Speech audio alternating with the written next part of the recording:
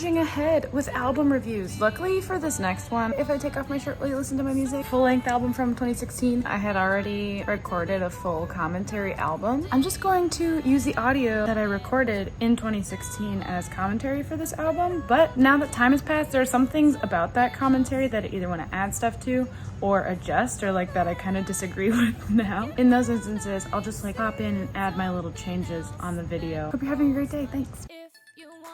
Hello everyone, it's Lynnea. I wanted to welcome you to my first full-length album to be released onto your chosen musical listening platform. A few things about it, I suppose. The creation process.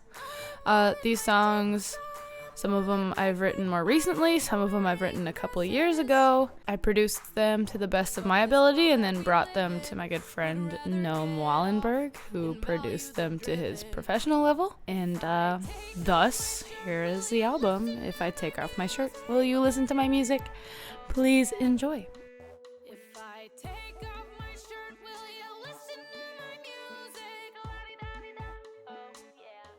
So when I feel funny, parentheses, neighbor dog is fun. First of all, because I sampled my neighbor's dog barking in the background, you'll hear it. The reason for that was just the day that I wanted to record the song, the neighbor's dog wouldn't shut up every time I wanted to start recording vocals. So I said, you know, I'm just gonna sample that and use it in the song, which made it cool. I like that a lot. I'm glad that happened. So the song itself is kind of talking about just when you feel like you're losing your mind. In my case, I was having a lot of trouble with anxiety, and I wrote the song just based on the episodes that would bring forward, discussing the struggle of wanting to be independent and wanting to be able to deal with things on your own, but then feeling so out of control that you kind of need help, but you don't want to seek help because you're a little too stubborn. I wanted it to sound like a video game too, so I made sure to use instruments that kind of emulated that.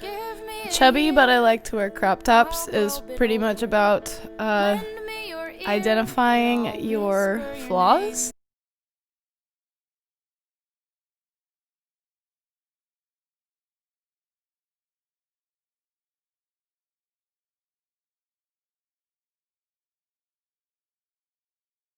And then really embracing them in the face of everyone. And it's just true, I am kind of chubby and I always have been. No matter what I try, I've just always been a little chunky girl, which is, you know, not a problem. And it took me a long time to realize that.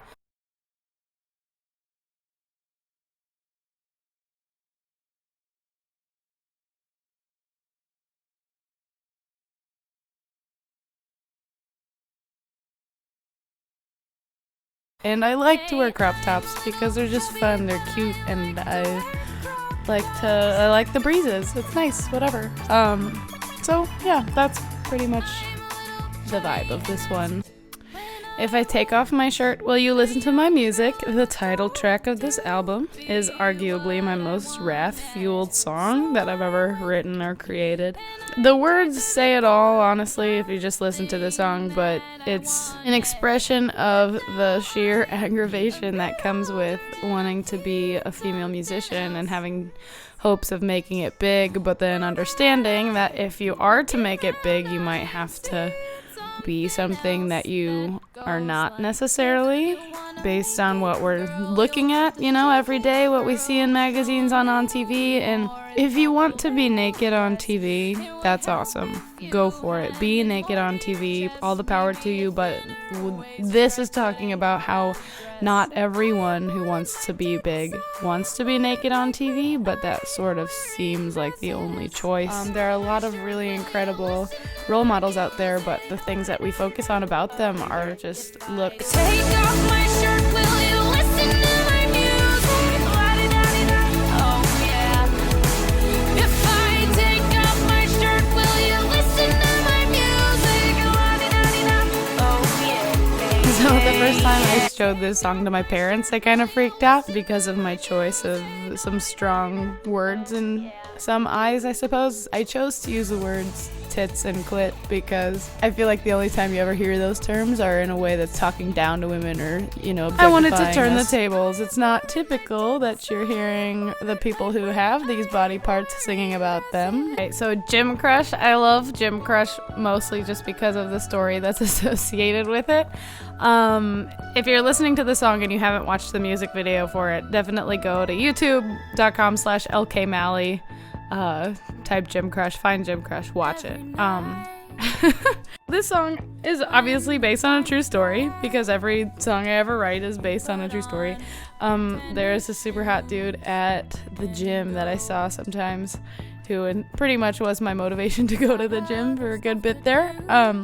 One time we ended up at the water fountain together and I was like, oh my gosh, I need to talk to him. And the only thing that came to mind was, hey, you have really great hair. I've noticed it before. And he kind of looked at me and was like, thanks. Then I ran away. And I was like, wow, that went so well. And then a couple days later I saw him there again, but he was talking to some girl and I was like, oh my God. The distress from that incident led to the writing of this song later that night. And then I just really liked the song, ended up making a music video about it with a bunch of my friends back from Nebraska, and that was the funniest day of my life. Then, a few months later, I was thinking about pushing that song out again and had a brilliant marketing plan in the middle of the night, and I thought, okay, I'm gonna post this video and ask for 100 likes. And if I get 100 likes on this video, this post, I will tell my gym crush that I wrote this song and made this video about him. So I posted that with that incentive, went to sleep, woke up to 532 likes on the video, so I had to tell him. Fear set in because I was like, well, I didn't really plan for this to work. So saw him at the gym later that day and almost threw up because I knew I had to tell him. Luckily, I had my good friend Allison there with me. She came. She had to videotape it, obviously. I needed proof that I had done this. So I just approached him. I was like, hey, I need to tell you something and I need to videotape it. Is that okay? And he was like, oh no. Anyway, so I told him that video is also online. If it's not on my YouTube channel at this moment, I'll post it soon so you can look that up. Told him, and he actually reacted really well. He's a super cool guy. His name is Evan. We're sort of friends now. I don't know. I'm really grateful towards him for not being freaked out by me, which I might be if I were him. So that's the story of Gym Crush.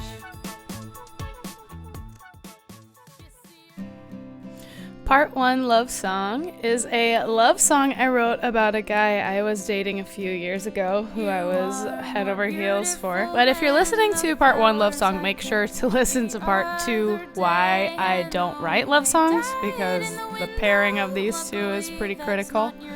I think this is the only song I've ever written that was purely like a love song, like completely like, you're fantastic and I'm writing about it with no associated pain. But listen to the next one. Okay, so hopefully you listened to Part 1 Love Song before Part 2 Why I Don't Write Love Songs. What happened here was I was in a songwriting class at the time that I wrote these. And the first song I wrote, it was just an assignment. We had an assignment to write a song. I decided to write about the guy I was in love with at the time. And we were expected to perform them the following week at like a final performance kind of deal. So I wrote the love song on a Monday, turned it in, and then the next day the guy dumped me out of the blue, at least in my eyes. Maybe he had been thinking about it for a while. And then so I was like, well, I am not about to sing that song next week. My heart is not in it. I can't sing the song, even though that's the assignment. I was supposed to sing the song I had written the week before. But I was like, you know, I don't think I'll get in too much trouble if I alter it a little bit. And so I tweaked things. So I performed this song instead. And I think it got a little better reception than the first song had when I played it in class. People thought this one was good. So, not complaining. Got a couple good songs out of that experience. When I Got a Cold, per the title, I wrote and recorded when I had the most horrible cold I can even remember. This song I wrote during Christmas time this past year. I had like a week that I was able to go home, which was really awesome, but for several reasons, I was just depressed out of my mind for about half of that experience, and I really was so annoyed because I just wanted to have a nice time with my family. I don't get to see them that much. We don't live in the same state, and so finally I had, like a week home. But I spent most of it just wallowing around because I don't even know. I think there was some weird chemical brain sort of things because I was in a especially low place. But I had a show a few weeks before, and then I got the recordings back, and it just sounded horrible, and I had a whole freak out about my place with music and whether or not I was even a good musician. I'd also started sort of seeing this guy who was really hard to read, and he just kind of lied to me about some stuff. Sometimes I think when you happen upon people like that who are not meant to be in your life for very long, is it because you need them or because they need you? Maybe you can use each other for a little while, per the lyrics, whatever. Kind of lame, kind of fun. Anyway, so the gist of that is I just spent part of my holiday break just bumming about silly things. But I was lucky because I ended up getting stranded back home in a snowstorm. I couldn't come back to Chicago for an extra week because of the snowstorm, so I had time to redeem myself when I was feeling a little better. Hated PDA till I met ya. It's still a little fresh. It kind of hurts to listen to. Just for anyone who doesn't know, by PDA, I'm talking about public display of affection, kissing or hugging or touching whatever your partner in public. In general, I'm pretty bitter about the idea of dating and love and relationships per the experiences you've maybe heard in the earlier songs on this album. But this summer I met a really cool guy who I loved a lot. Before I found him, someone who I really cared about, who cared about me, I always was super grossed out by people who would be hugging and stuff in public, couples who'd be hanging on each other, whatever, but when he was around I really wanted to touch him all the time, and so now I get it. But he had plans to move at the end of summer, and he did. This song is about that. Two CDs is about when you break your own heart because you got your hopes up way too high about something that was obviously not gonna happen. The situation that I ended up writing about was there was this guy who is kind of like a celebrity sort of guy. We met and I thought we really clicked, and I thought he was super cool, and I created in my mind that he felt the same about me, as if I would be something special to him when he's, meeting 1,000 new girls every day.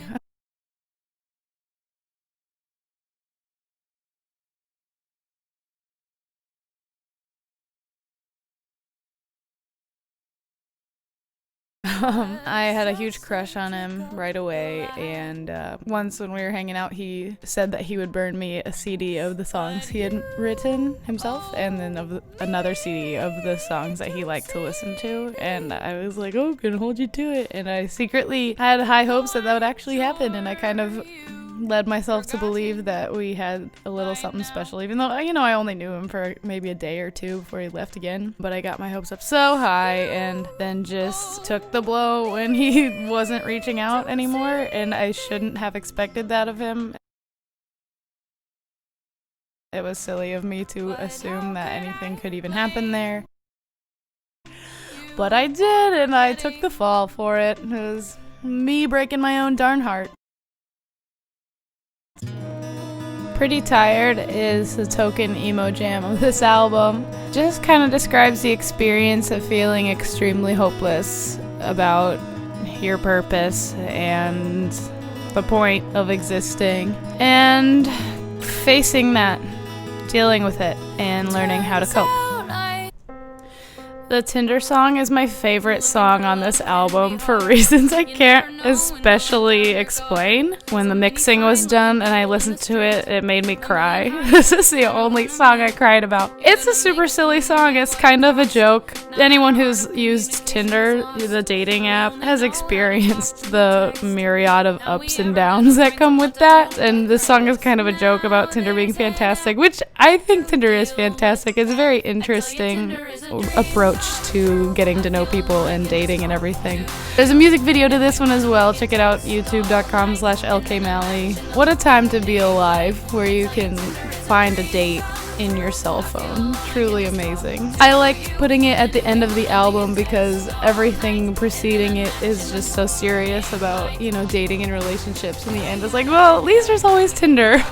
Thank you for listening to this album. I hope you liked it, got something out of it. You're the bomb. It means the world that you're taking time to listen to the stuff I'm making. So thanks so much for being here. Have a fantastic day.